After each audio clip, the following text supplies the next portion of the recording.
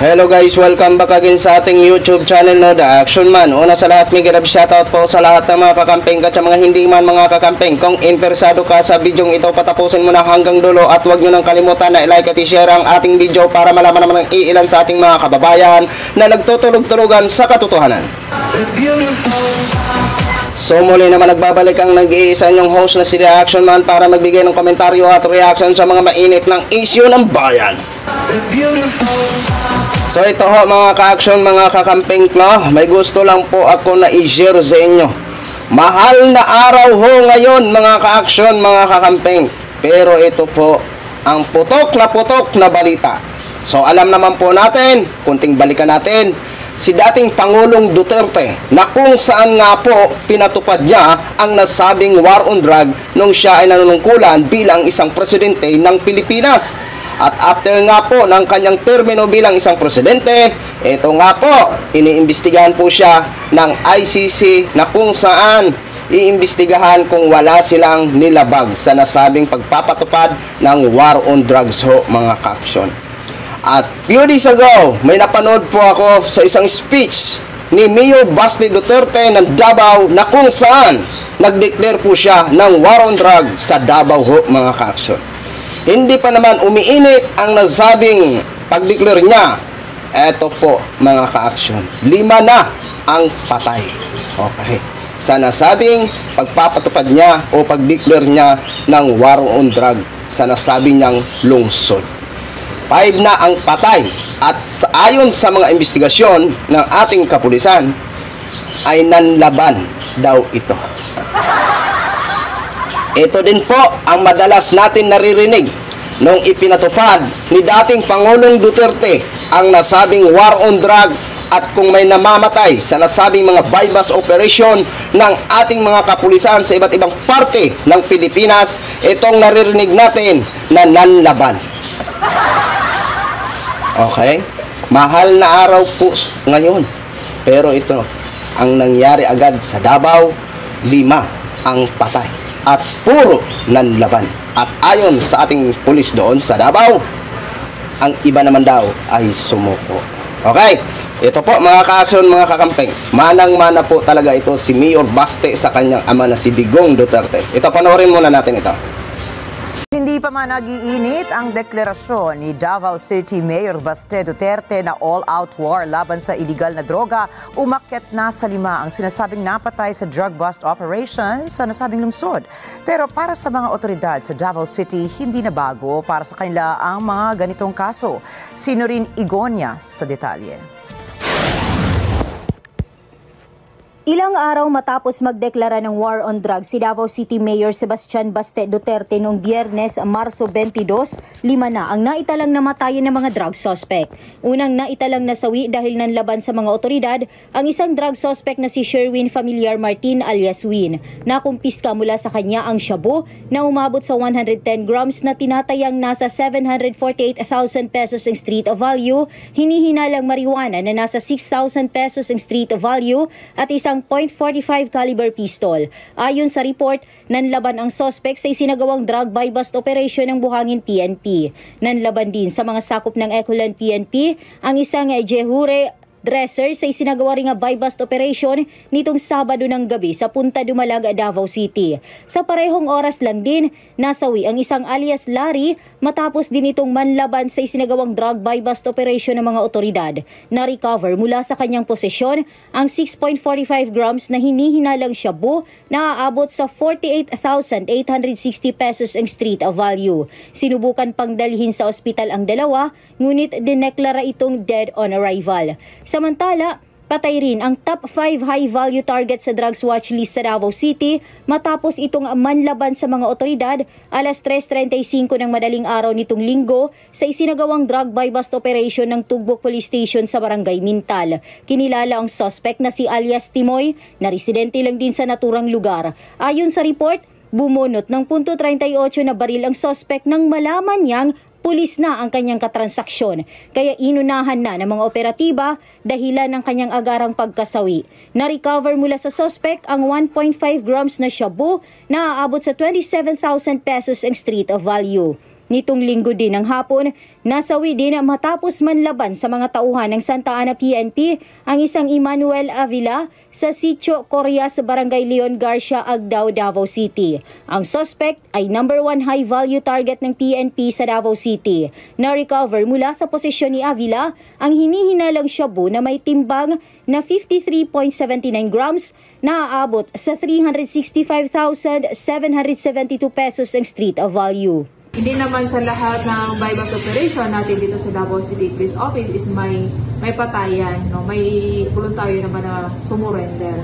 Ang sa amin lang, ma'am, sa Davao City Police Office, kung may manlaban, syempre yung kapulisan natin, ma'am, pinoprotektahan din nila yung sarili nila kasi yung pinoprotektahan ng Davao City Police Office personnel, isang buhay ng karamihan dito na inosente, ma'am, na maaari mabiktima sa mga tao na under influence sa illegal drugs. So, ang sa amin dito, ma'am, trabaho lang, wala kaming inaano, ma'am, from the statement of the mayor, but then it boosts the morale of the PNP, of the DCPO po.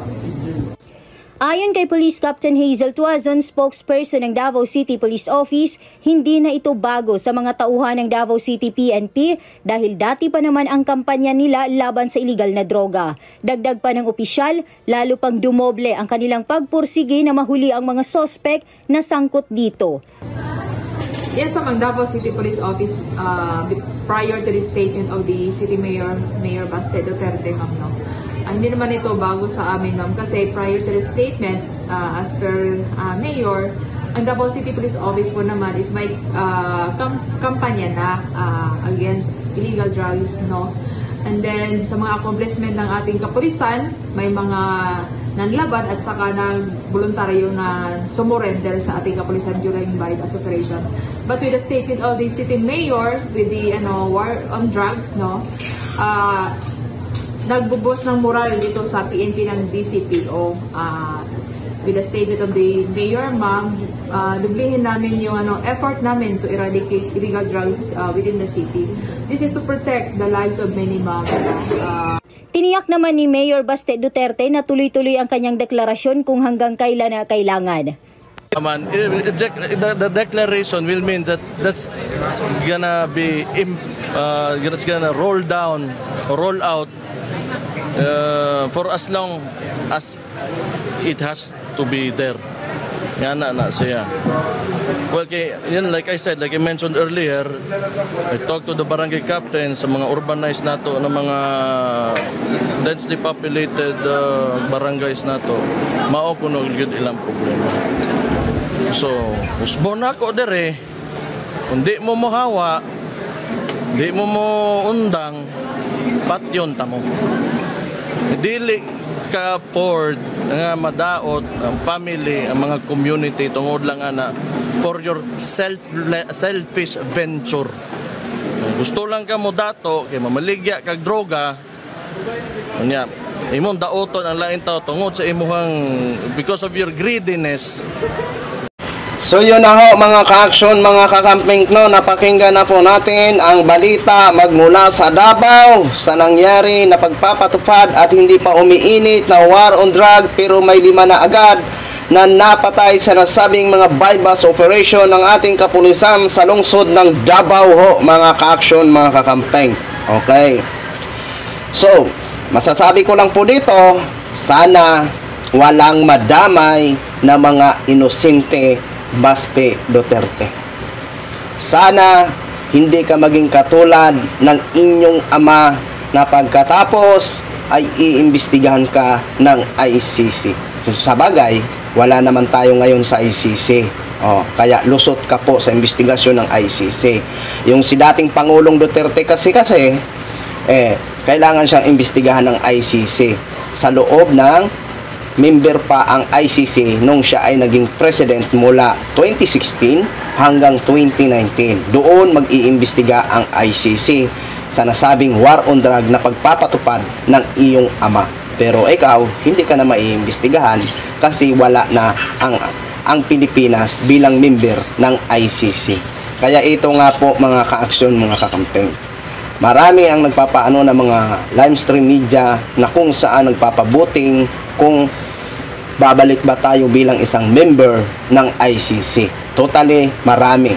Halos sobra sa kalahati ang gusto na bumalik ang Pilipinas bilang isang miyembro ng ICC nga ho, mga ka-aksyon. Kasi napakaganda po. Kasi kung halimbawa man may mga kaduda-duda na mga operasyon, andyan sila para imbestigahan at walang bias na pag-iimbestiga. Makakasiguro tayo na magiging walang bias ang investigasyon ng ICC. Kaso nga po, sa ngayon, hindi pa miyembro, hindi na tayo miyembro ng ICC. Kaya itong pagpapatupad ni Mayor Baste ng war on drug doon sa Davao, sana pagdasal lang po natin na walang madadamay na mga inosente. Sana lahat ng mga record o lahat ng mga pinapaano nyo dyan sa media, sana ay totoo na sila talaga ay mga ganyan na nagtutulak o na nag-user o talagang nanlaban sa mga nasabing bypass operation. Yan lang po ang kahilingan namin, na sana walang madamay na mga inosente. Kayo po dyan ng mga taga Davao, good luck na lang po sa inyo. Kaya kung ayaw nyong matulad dyan, tigil-tigilan nyo na habang may panahon pa. Kung sa bagay, sabi nga ni Baste Duterte, bibigyan kayo ng pagkakataon para magbago. Kaya magbago na kayo kung mahalaga pa sa inyo ang inyong mga buhay. Pero kung hindi na, bahala kayo dyan. Total, nasa Davao naman kayo. So yun lang ho, mga ka-action, mga kakamping, no?